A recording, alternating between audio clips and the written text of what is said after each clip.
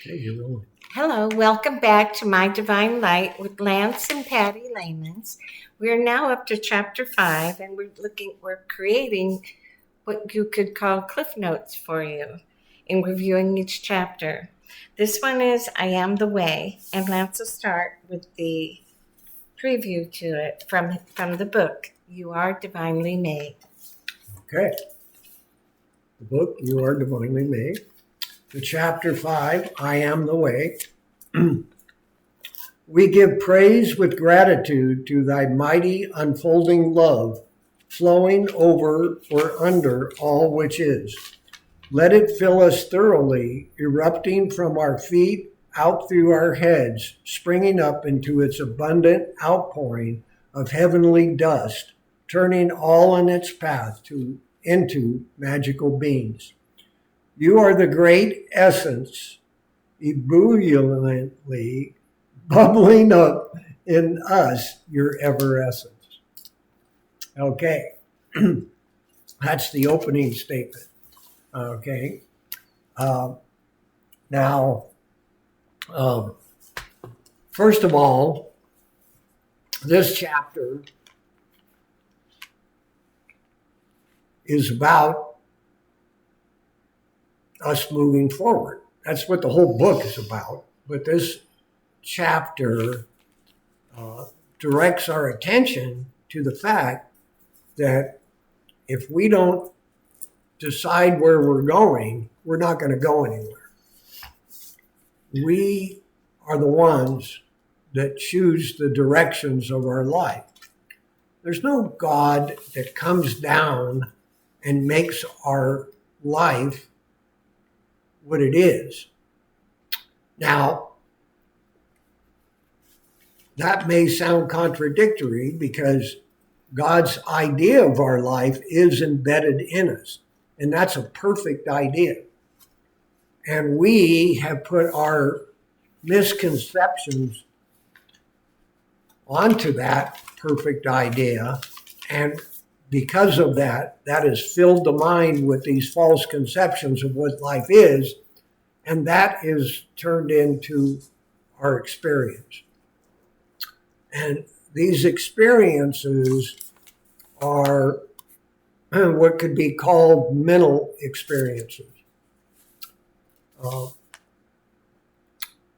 These forms are mental forms that we are experiencing in this world. Now, first of all, we have to understand that the body is a product of the mind. What we fill our minds with, and I mean our individual minds, which are an extension of the divine mind. And that individualized mind is its purpose is to allow God's perfect idea of us to fill that mind and then for us to have that experience, that God experience. However, because we've allowed this mind to fill with all the thoughts and ideas that come out from this world, then that's what we're experiencing. And so whatever fills the mind appears as body and as world. Now, our bodies, we have been taught by the world that we're inside the body and there's a world outside the body. And that we have to contend with this outer world. We have to learn to survive in it. We have to learn to take from it what we want. That's what the world tells us. Now, because this mind body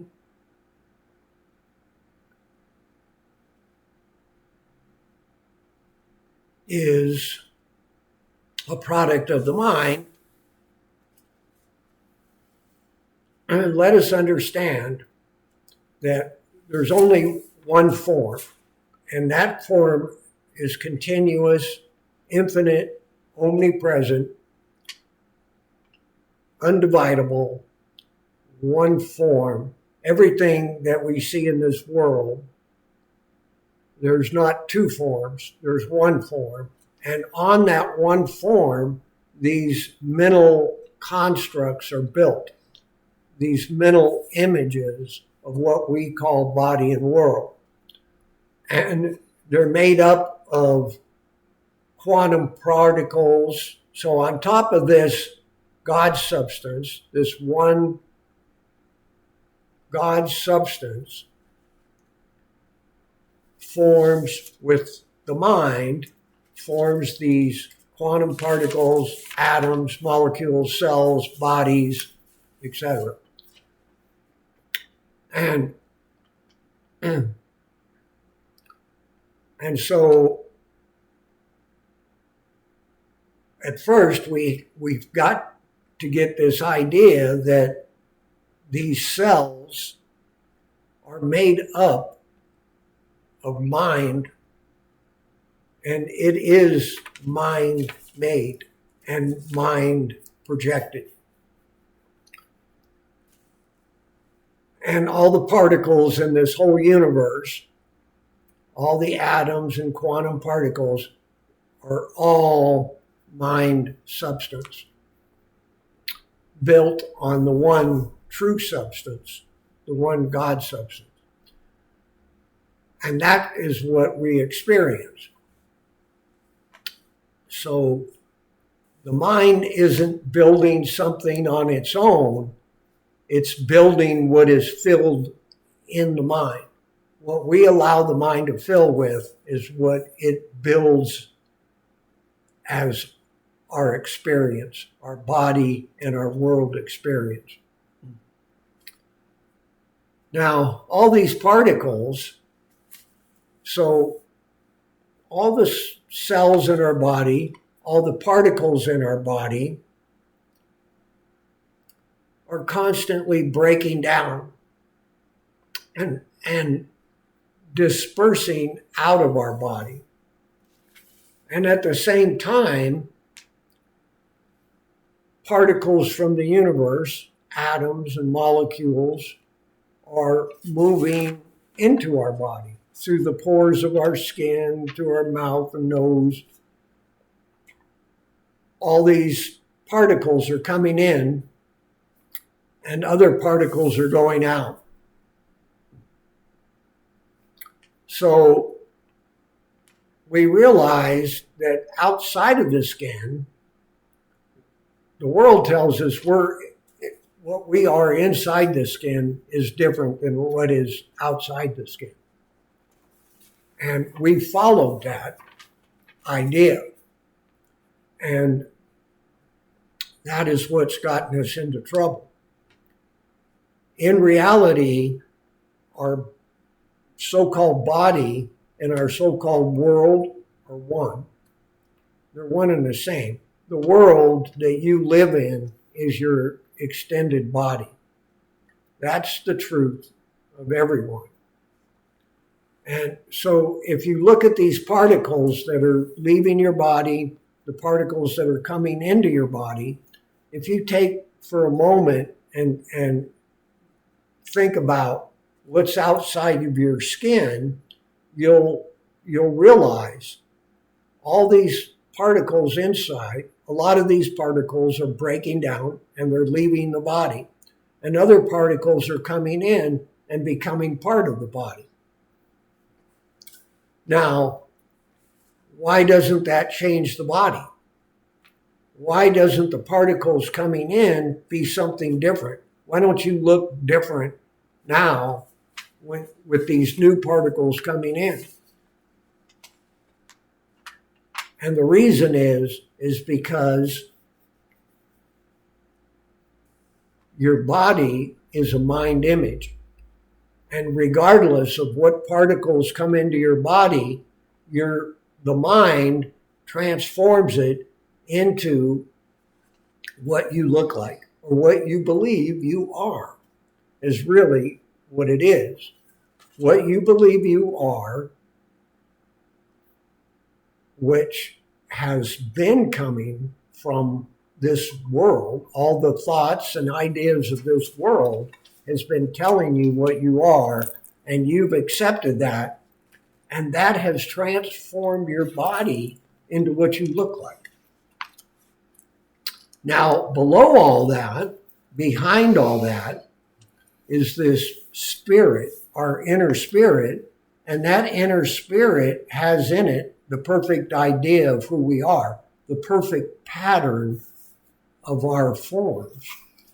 And that is the basis of what we look like. Yet we put on top of that all these misconceptions that we're having about what form is or about what life is. And that's appearing also in our body. And so no matter how many of the cells leave your body, no matter how many new cells or new particles come into your body, you're going to look like you. Now, you say, well, but I'm aging. But you're only aging because the world told you you were aging. And you accepted that belief because you used your five senses to verify it. And you looked around and saw other people dying. And so you thought, of course, that must be the truth. And of course, the appearances don't tell the truth. All they tell you is what you filled the mind with. That's it. They don't tell you about what you really are. It just shows you what's in the mind. That's your body and your world. What you're looking at, what you're sensing with your five senses is what you've allowed your mind to be filled with. And so that will change once you start letting God's idea of you fill your mind. Then that will transform what you see as body through this mental lens called the five senses. So the more we look at it, the more we understand our body is not just inside the skin. Our body is outside of it, because all these particles coming and going, it's not just 2 feet out. It's not just 6 feet out. It's not just 1,000 feet out. It goes into infinity. All these particles, all these atoms, and all these molecules are floating around in the air and coming in and out of forms, are so called. But they're just mental constructs, and no matter what particles come into you, you're going to transform it into you, in your body. And you can do the same thing in the world outside of you, because that is your extended body. Once you realize that that's the truth, once you begin to understand my body doesn't just end with my arm, outside of my arm is also my body. And so this body is functioned by an intelligence and an activity and a presence, that this presence of life, and that's functioning the body. When we stand up out of our chair, this intelligence knows how to make the body stand up out of the chair. And there's millions and millions of function that go on in 1 second. And you stand up. You don't have to think about it. You don't have to worry about it. You know you can stand, and so you stand. And this intelligence, this universal intelligence, which is in your body, but it's also outside of your body, it functions it and does it according to your will, according to what you're doing. So I stand, and the universe stands me. It makes me stand. And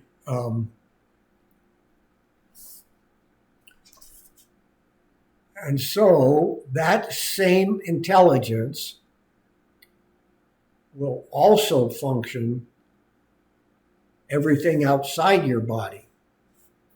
Once you get in the position where you realize you're the one with dominion, it will begin to function. So if you see that mountain and you want to move that mountain, you can move that mountain. Just like Jesus said, if you had the faith the size of a mustard seed, you could tell that mountain to go into the sea, and it would go into the sea. Because you have dominion over everything that you're aware of.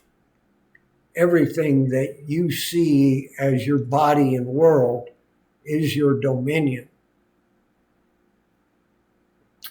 Okay, you have something for us, Patty? Yes, that works beautifully into your practice in decision making. Okay. That is. Okay, so we have a practice in decision of the direction you go in. This is a little practice here in this chapter. So ask yourself how you got here, where you are now, where you sit or stand. Who brought you here? Did some God bring you here? How many lifetimes has it taken you to get here? You see, every decision we've ever made, every intention that we've had, every attitude that we've had takes us in a direction. And we've been doing that for millions and millions of years through incarnation after incarnation, and not realizing that that's what is taking place. But that also has brought us where we are now. Right where we sit, we are the ones that brought ourselves here. And the universe did it for us. But we're the ones that went that way. Okay? Do you believe you decided to come here in this world, in this very city? Do your decisions take you where you want to go? When you decide to go to the market, certainly you end up there, do you not? Yet when you decide you want to live in a mansion, does that happen? Typically it doesn't. Not because you don't have the power to do it, but because the world has told you if you want a mansion, then that's something you have to get. The whole world idea of life is that you have to get what you want. God's idea of life is that God's already given you everything, and you just have to learn to let it out and to unfold as your experience. Do you ever make a decision because you believe it is not your destiny? See, we make decisions all the time, and we don't even think about where it's taking us. They're more momentary decisions. I got to get a glass of water. I got to get some rest because I got to go to work tomorrow. You know, our decisions are so short-sighted. And we don't understand that those are moving us in a direction. Who is it who's making you believe you cannot or should not do these things? You know, what you really want. Who is it that's telling us we can't do it? Who is it that says that we can't be in two places at one time? Why not? Who says so? The world?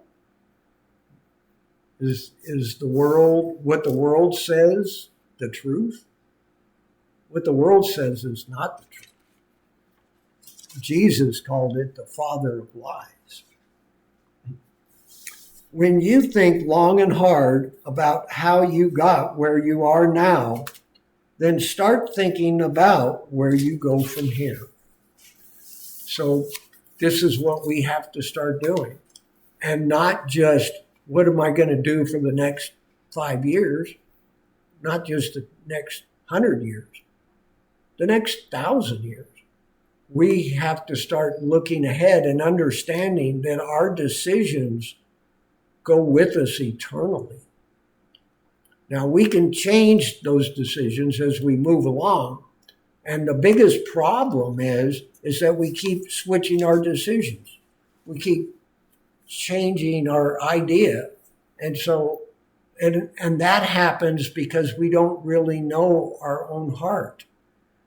We're just listening to the world, and the world's saying, well, if you go to the ocean, it's going to make you happy.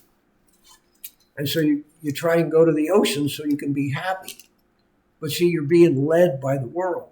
Your happiness is within you, and that might unfold as a beautiful ocean, as a beautiful wave crashing on the shore. But that has come out of you. And it's not you listening to the world and following what the world is telling you is going to make you happy. You're the one that has to decide that. You're the one that has to decide what do you really want? What do you want for the next 500 years? I have a question. Okay. Can you reverse engineer what you were saying as far as setting your intention from your authentic, true, inner soulful self with taking into account the desires? But you said a firm decision becomes a firm intention. So let it operate and it becomes your purpose. So if you don't know what you're not sure your desire, not sure what your purpose is, maybe you could try coming up with a firm intention, and then from that intention, the purpose will be discovered.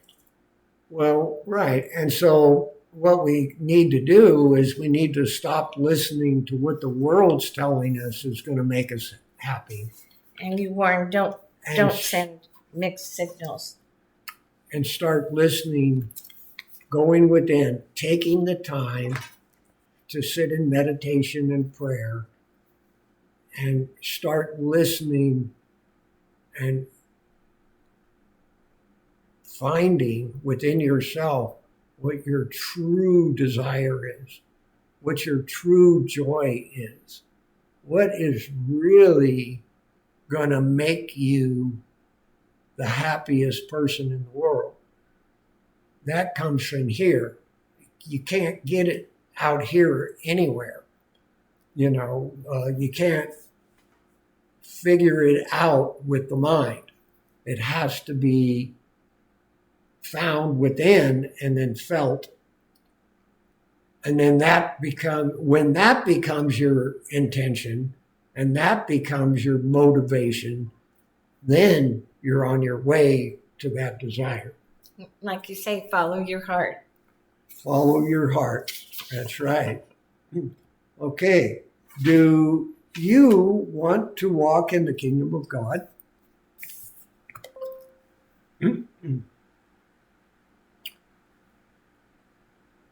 Most people don't even understand what that means. What does it mean to walk in the kingdom of God? And it means that you can take anything out of God's divine mind and bring it into your individual mind and have that experience. And everything that's in the divine mind is good, is great, is perfect, is abundant, is all the things that our hearts truly long for. Are you willing to do whatever it takes? So whatever it is you want, whatever it is you really want, if you don't make a commitment and be willing to stick with it. So if you don't know what your desire is, then your decision it'll never stick, because you'll be unsure. In the back of your mind, there'll always be, am I going in the right direction? So you really got to find out what it is you really want so you can make the decision. That's what I'm going to do. And then you'll be able to stick with it. Does it help to ask God for Him to show you what you should be doing if you offer yourself up Absolutely. for service? Yeah. I mean, ask God about everything. Is this the truth about life? Is there such a thing as the kingdom of God? Where is it? Is it somewhere else? Or is it right here? Did God give it to us in the beginning? And it's been here all along and we just didn't know it. And we've been filling the mind with all these world ideas and didn't realize we could experience God right now by filling the mind with God's ideas. And then building the relationship with God. Mm-hmm. Absolutely. At least once a week, do a meditation where you ask yourself these questions. Okay. When you open your eyes, then start counting the times the world discourages you from going where you want or doing what you want. I think you'll be surprised at how often you're steered away. The next time, count the times your own mind discourages you. Now you will be even more surprised. Do not be concerned, yet know every minute of every day you can bring yourself back to turning it around to go where you want to go, moving towards your goal. Failure means nothing to an eternal being. We're eternal. So it doesn't matter if we get it done in a few years or in 1,000 years. If we're going to do it, we're going to do it, and we're eternal, so we cannot fail. There's no failure in an eternal being because we can always get up the next day and try again. Even if we lose these bodies, then we can raise up another body and do it again. We can keep going until it's done. Decide what you want and then stick to it. When you find you no longer like the decision, then make another decision, one that changes directions. So if you find that perhaps where you're going, you've made this decision and now you're moving in that direction, and maybe you start to realize this isn't really what I wanted. Well, just make another decision. But whatever the decision is, make it firm and stick to it until you realize that's not what you want, if that happens, or until the dream itself is realized. Sometimes they need tweaking along the way. It doesn't matter. We do, as a soul, we take the steps we think are necessary, and we try and listen to our inner guidance to take those steps. And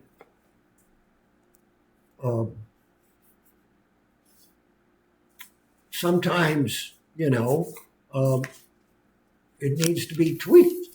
We need to maybe add something, stop doing something, whatever. It's not our effort that makes it happen.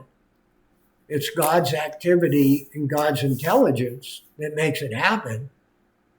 But we have to show ourselves that we're cooperating, that we're moving in that direction. And that allows this inner God to do the work for us. He who is in me is greater than he who is in the world. It's this inner essence that does the work. It's this inner essence that has the intelligence and the power to implement where you're going. So you can always tweak it. You can always change directions. There's no being stuck. We're eternal. There's no such thing as being stuck in anything. Yet this does not mean we veer off course. We keep going. We keep pressing on with fortitude. So that kind of gives you an idea of how to proceed. So we understand then how this inner God is the one doing the work. And that our intentions, our attitudes, our concepts, our feelings are all pushing us in that direction. It's really what we're filling the mind with that is changing the form. But it seems like we're going somewhere, but it's actually just the images in the mind because we're changing what's filling our mind. And so that in turn becomes our outer experience. Now, if you have no target, if you're just living life, then life fails. And the reason is it's just like if you were in the forest and you shot an arrow through the forest, if it had no target, then it would just fall to the ground. You need a target to go towards. It doesn't mean you're stuck with that target. It just means you have a point of reference. It's just like if you're going to a city and maybe you've never been to that city. So you look at a map and you follow the map to that city. It's the same thing, I want to have a perfect body. I want to be healthy and wise and abundant. Okay, well, that's my goal. And, how I get there, I'm through my intentions and my attitudes and my faith and my reason, that starts me in that direction. Now, God's the one that's taking me there. The arrow flies by itself. We release it, but it's the one going through the air. We're going through the air. We're the arrow, but we shot the arrow, and now God is maintaining us and taking us to that target.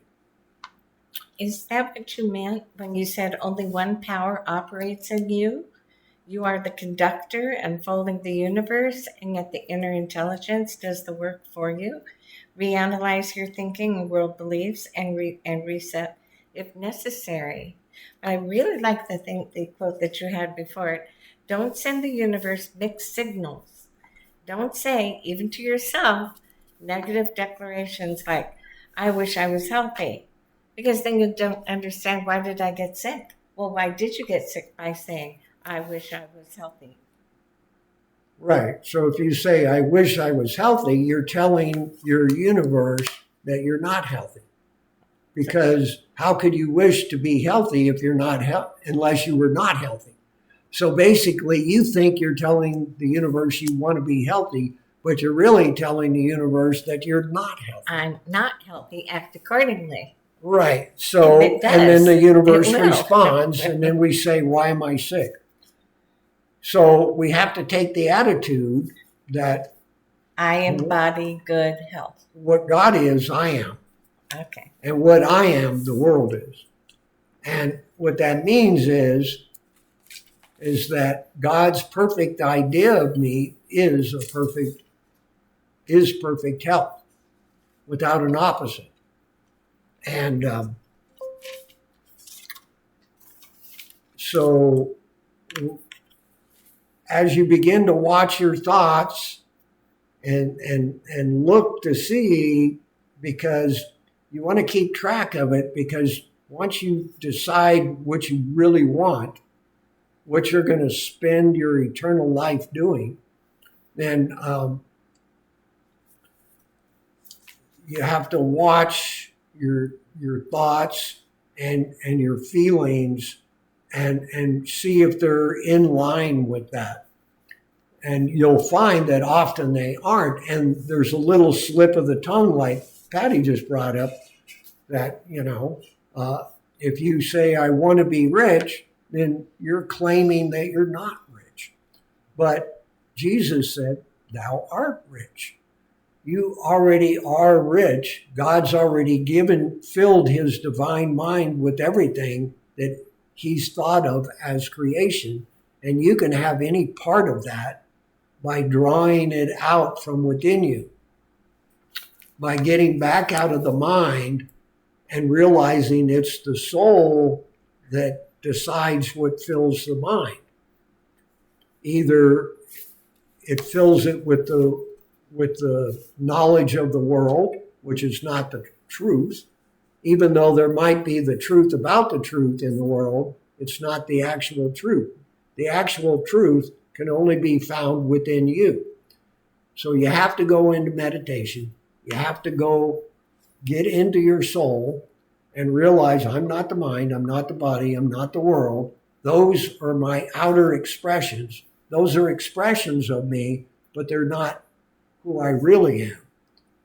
And then when you discover what you really are, which is perfect body, perfect world, perfect experience, then you come into I am. And I am the way that lets it unfold as my experience, as my body, as my world, as my thoughts. And so turning within and getting that, and then filling the mind with those ideas and understanding that I already am all that God has thought me as. Who God thought I am, that's who I really am. Not these ideas that came from the world that says you're born, you mature, you grow old, you die. No, that's what the world tells us. God never told us anything about dying. If you go in and listen to your inner self, to your inner God, and it takes practice, I understand that. It doesn't typically come overnight. There's a few people that get it quickly, but you have to develop this listening attitude when you go into meditation so you can actually hear what God is saying.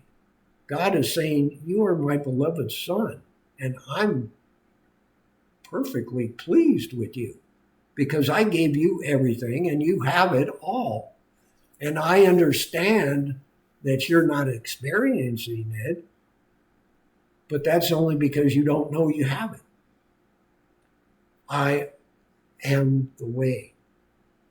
And I am not I need, not I want.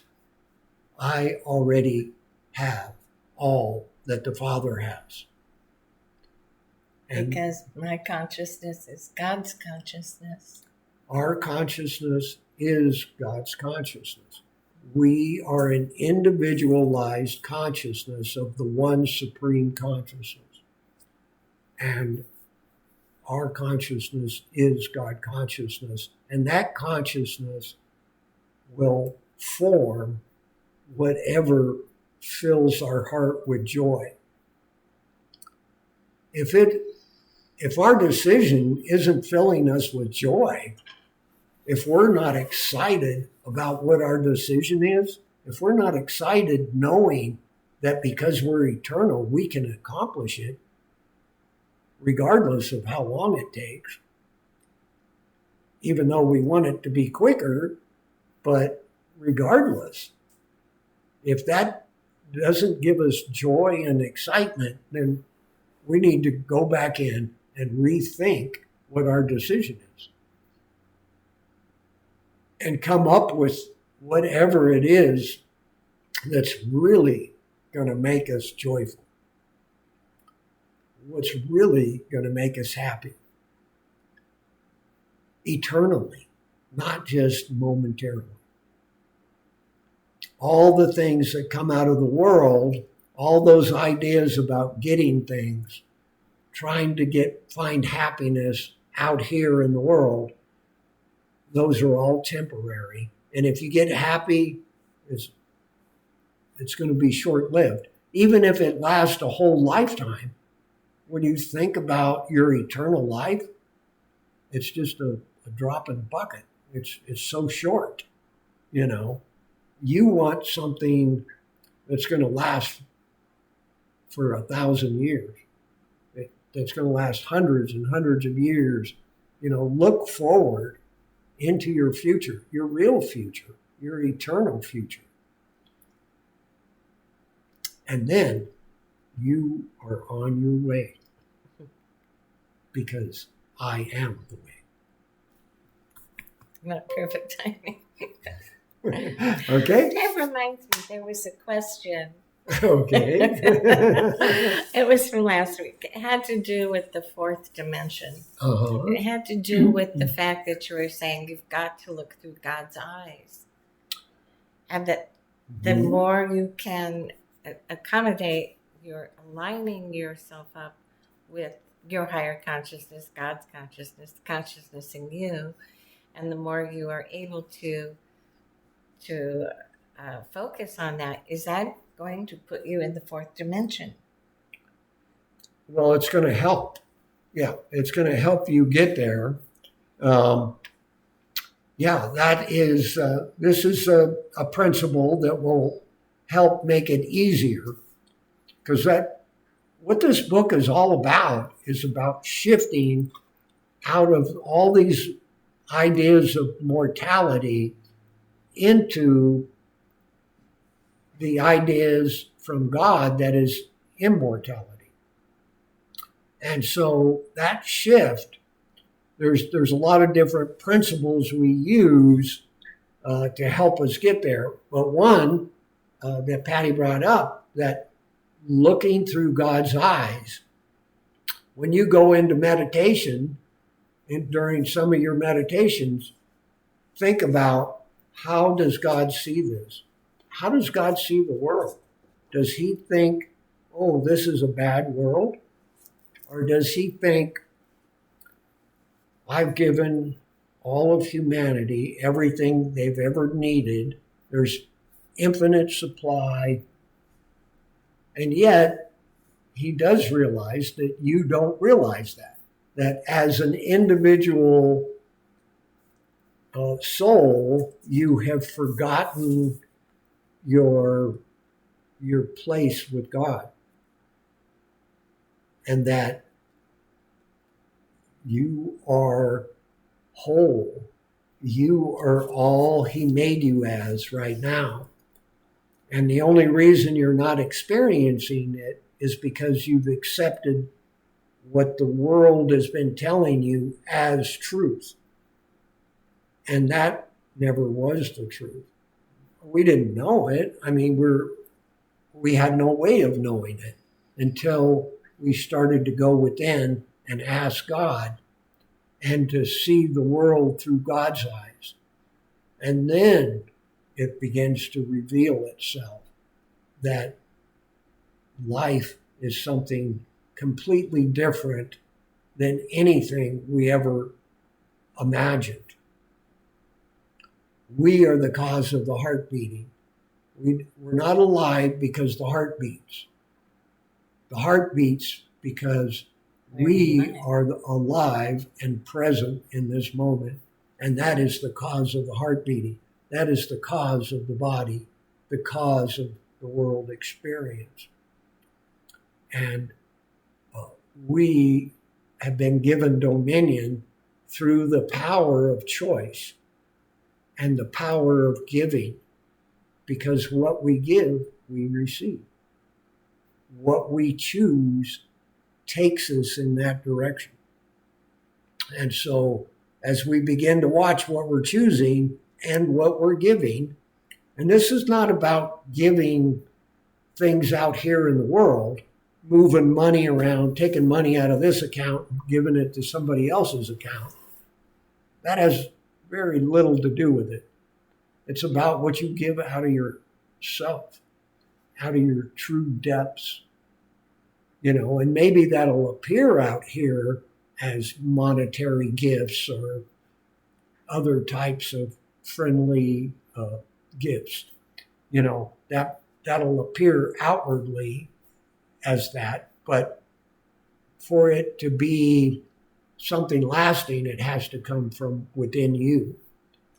And that is when your soul turns towards God and starts asking God, what is the truth? What is my place? What am I? All these questions. How does God see the world? Then that helps make that transition into the fourth dimension. And the fourth dimension is the place where you see the world through God's eyes. And the more you contemplate it, the more your consciousness expands and allows more of God to come in to the mind. The relationship builds. And the relationship with God builds. Yes. Authentically. Absolutely. And then you're on your way. That was beautiful. That was beautiful, Lance. Thank you. Okay. You're welcome. Thank you, everyone. Thank you, everyone, for being here. Wonderful to be with you. And next time we'll do the next chapter 6. Chapter 6. And Okay. remember, you are divinely made. You are divinely made. Never was any different. You were made that way in the beginning. You're that way now. And you always will be that way. And all you have to do is discover it. Okay? All right. God bless. God bless. Thank you.